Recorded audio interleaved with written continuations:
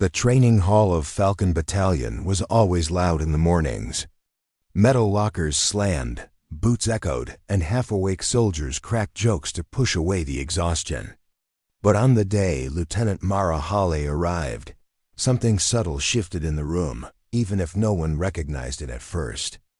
She stepped inside quietly, carrying a single duffel bag and wearing a regulation jacket zipped all the way to the top despite the warm air.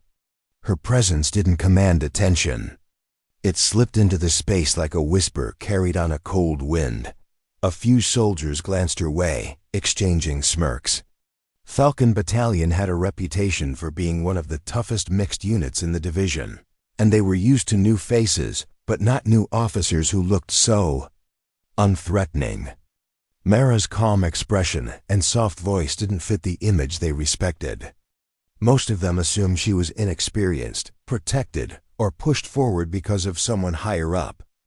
And when a few of them made comments under their breath, she didn't respond. That silence only encouraged more whispers. Captain Dorian, the unit commander, called for introductions. One by one, the soldiers stood proudly and listed their qualifications, deployments, and specialties. When it was Mara's turn, she rose slowly, hands clasped behind her back, eyes fixed on the far wall instead of the men in front of her. She spoke simply her name, her rank, her transfer order. No bragging, no hint of personality, no details about previous missions. The room waited for more, expecting a list of impressive achievements or at least a confident tone. When she remained quiet, a few soldiers chuckled under their breath, convinced she was afraid to speak. But what no one saw was the tension in her jaw, the stiffness in her posture, or the way her gloved right hand never fully relaxed. Beneath that zipped jacket and carefully chosen words lay a history she had spent months trying to bury, a collection of scars, both physical and quiet, that she refused to let define her in this new place.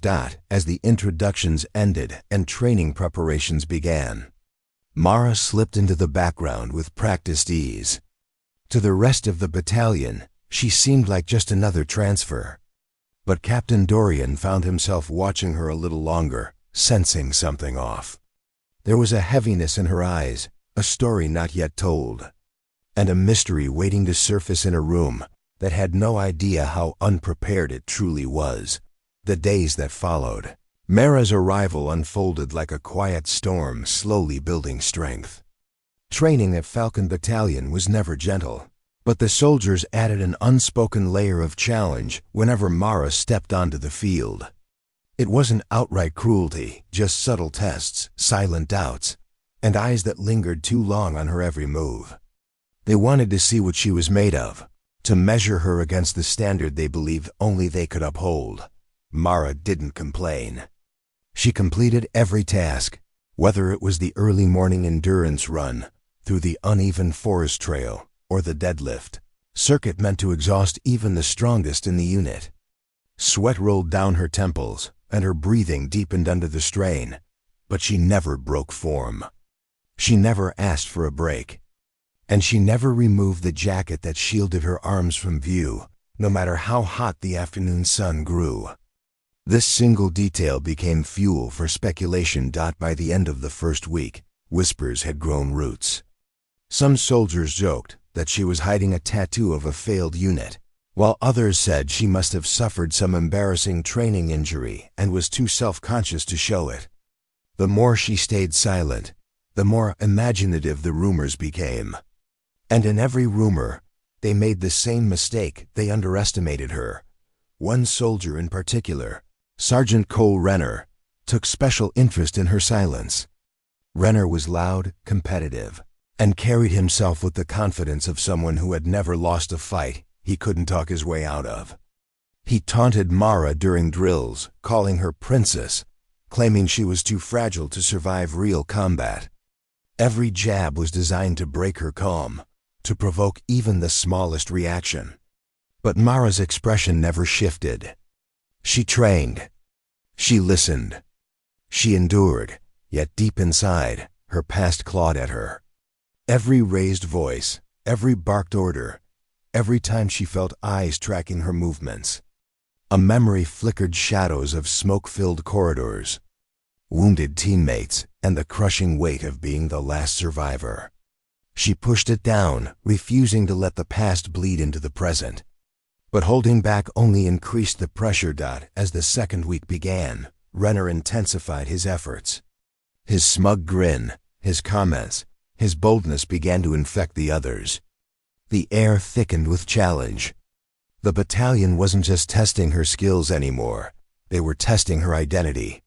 And sooner or later, something would have to give. By the time the third week began, the tension in Falcon Battalion was no longer subtle, it pulsed in the air like an electrical charge.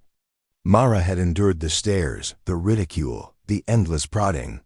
But Renner's taunts grew sharper each day.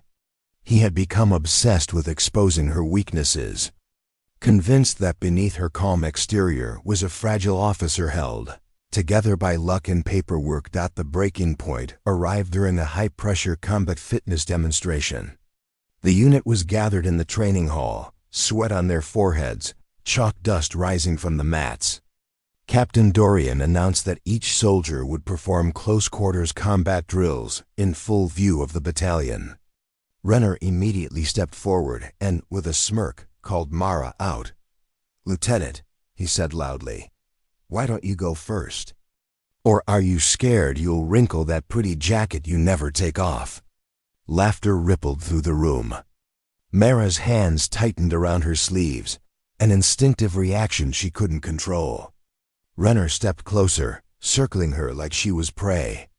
"Come on, princess. Shed the jacket. Show us you're not made of glass."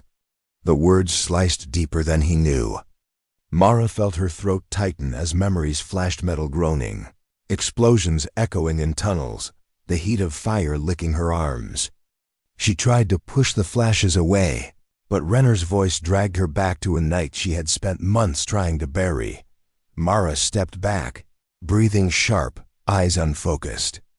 The room waited, sensing the shift. Some soldiers stopped smiling, realizing, perhaps for the first time, that this wasn't simple embarrassment. Something heavier sat behind her silence, something painful. Renner, oblivious to the tension, leaned in even further. "What's the matter? Afraid we'll see something you're hiding?"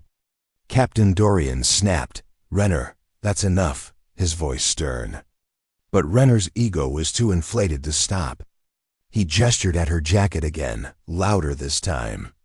"If she wants to train with us, she should do it properly. No hiding. No special treatment." The words echoed through the hall. Mara's heart pounded hard against her ribs. She felt eyes on her, some mocking, some curious, some waiting. The room had boxed her in without raising a hand. Her breath trembled, but she didn't move. For a brief second, the world narrowed into a single suffocating moment.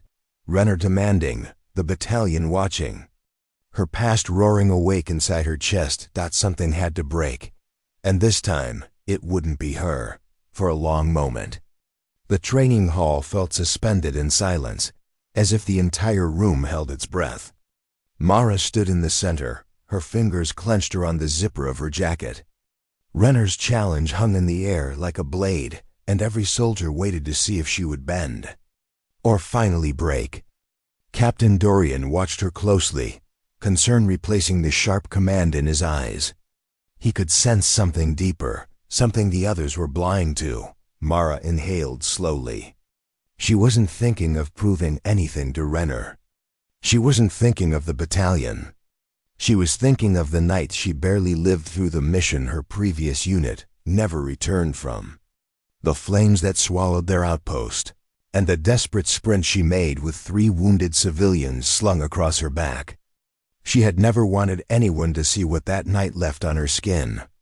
She had hoped, foolishly, that the past would stay buried if she simply kept it hidden. But she was done running from it, with a quiet steadiness that shook the room, more than a shout ever could. Mara reached for the zipper and slowly pulled it down. The sound, soft metallic, echoed louder than footsteps on concrete. The jacket slipped from her shoulders, and the moment it did, The room went utterly still. Across her arms were deep, uneven burn patterns that twisted like rivers of fire. Shrapnel scars crisscrossed her ribs and upper chest, some raised, some sunken, all unmistakably severe. The kind of wounds no one gets from training accidents or careless mistakes. These were the marks of survival against impossible odds. Renner's smirk dissolved instantly. His face drained of color as his eyes traced the jagged scars, each one telling a silent story. The other soldiers froze as well. Some raised hands to their mouths. Others simply stared, wide-eyed, like they were seeing combat for the first time. Captain Dorian stepped closer, his gaze sharp with recognition. He knew those patterns. He had seen the classified report, an outpost ambushed, a team wiped out, civilians saved by an unnamed survivor who vanished into medical treatment before being reassigned in secrecy. Mara. He whispered, barely audible. You were the one. She didn't respond. She didn't need to. The scars answered for her. No one laughed. No one breathed too loudly. In one quiet moment, every doubt they ever had shattered. And for the first time since she arrived, they finally saw her, not the officer, not the outsider, not the quiet lieutenant, but the survivor who carried a battlefield on her skin. The silence that followed. Mara's reveal was unlike anything the battalion had ever experienced. It wasn't just quiet, it was reverent. The kind of silence that settles over a battlefield right after the final shot, when everyone realizes something irreversible has happened. Mara stood there with her scars exposed, not proudly, not defiantly, but simply like someone tired of pretending they were unbroken. Renner was the first to move, though not by choice. His jaw tightened, his confidence shattered like glass under a boot. He searched for words, but every sentence he had ever thrown at her now boomeranged back at him with crushing weight. For once, he couldn't hide behind sarcasm, couldn't cover insecurity with bravado. He looked at her the way a man looks at the truth after running from it too long. Captain Dorian stepped forward. Not with pity, but with recognition of a soldier who had survived the kind of nightmare most people never even read about in after-action reports. He nodded once, a quiet salute of understanding. Mara lowered her eyes, unsure how to stand under so many stares. But the commander's voice softened the moment. Lieutenant Hawley, he said, his tone carrying steady respect. You don't owe anyone here an explanation. But we owe you something, our silence, our apology, and our respect. Mara didn't expect the words. She didn't expect anything. She had lived months believing her survival was an accident and her scars a reminder of failure. But now, under the fluorescent lights of a training hall filled with the same voices that had mocked her days earlier, something shifted inside her, a small, fragile crack in the wall she had built around her past. One by one, the soldiers straightened. Some bowed their heads. Some placed fists to their chests. It wasn't a formal salute, but something more human, an instinctive gesture that said, "We see you now." Even Renner stepped forward eventually, throat tight, gaze lowered. "Lieutenant, I was wrong," he admitted quietly. "About everything."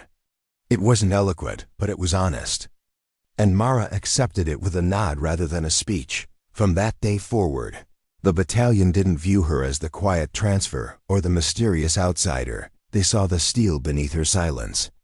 She trained beside them, not above them, but no one ever questioned her strength again.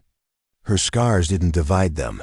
They bonded the unit in a way no drill ever could. Mara Hawley didn't earn their respect through force, rank, or words. She earned it by surviving what would have destroyed most and still showing up anyway.